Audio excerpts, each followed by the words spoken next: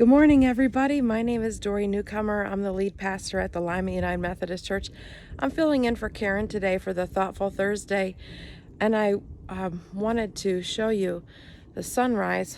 Of course, it was more vivid a minute ago, and then when I ran up and got my camera, it's kind of fading, but we've got a pretty sunrise here this morning coming up over the lake, and it makes me think about the prophet Isaiah writing about how the people who have walked in darkness have seen a great light. And Matthew, when he recorded Jesus beginning his public ministry, referred to those verses. Jesus is the light, right, for those of us who have walked in darkness. The sunrise this morning feels so special because it got dark here last night around 10:05. It's now about 7:30, so we had about 14 hours of darkness, and now it's light. Seems like a long time. Of course, what is a long time, really?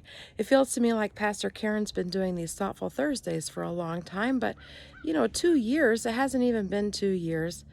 She's covered so many different topics. I guess that's why it makes it seem like a long time. But in the terms of the Bible, 2 years is hardly any time at all. I mean, the Hebrews were slaves in Egypt for 430 years. When Moses liberated them, they walked the desert for 40 years. Between when the prophets wrote and when Jesus was actually born, it was another 400 years. So 2 years, probably not that long to wait. But when you're waiting for something, it feels long, doesn't it?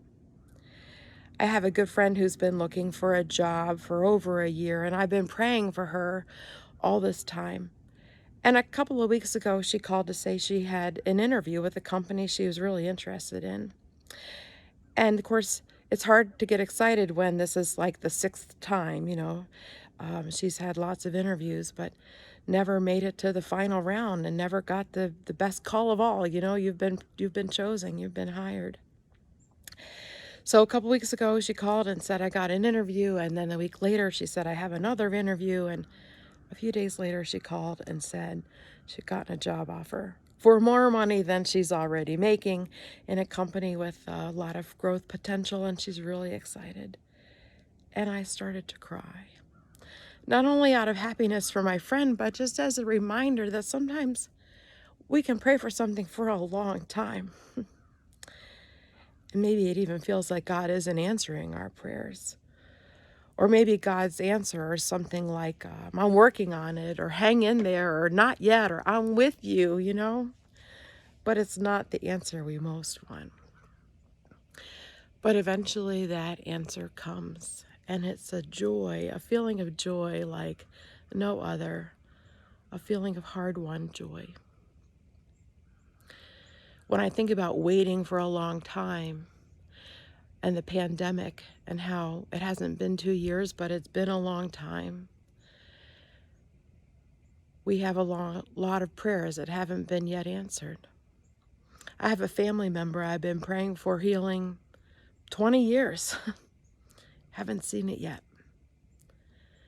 But the sunrise this morning reminds me to trust in the slow work of God. That salvation rarely comes immediately. But just because it doesn't happen on our timetable doesn't mean it's not happening. And God is with us, and God does answer our prayers. And maybe when Mary pondered all these things in her heart, maybe that's what she was thinking about these long time of waiting and what's just happened. And of course, that's what Christmas is. The hopes and fears of all the years, right, are met in Jesus on Christmas. But we have hopes and fears and dreams and wishes, and we're waiting on God.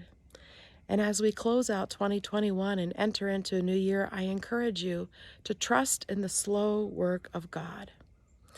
Turning the calendar to a new page and starting a new year, it's not a magic bullet for everything to be different. Even Jesus being born on Christmas didn't immediately fix everything. And there's been no bigger fix in all of human history. Trust in the slow work of God. Keep praying. Take joy in the consolations that come your way, and hold on to your faith. because Christ has come. On us, light has dawned, proof that God has us right in the center of God's story. Blessings to you for this new year, and thank you to Pastor Karen for starting this Thoughtful Thursday and giving me a chance to give it a try. May God bless you. Amen.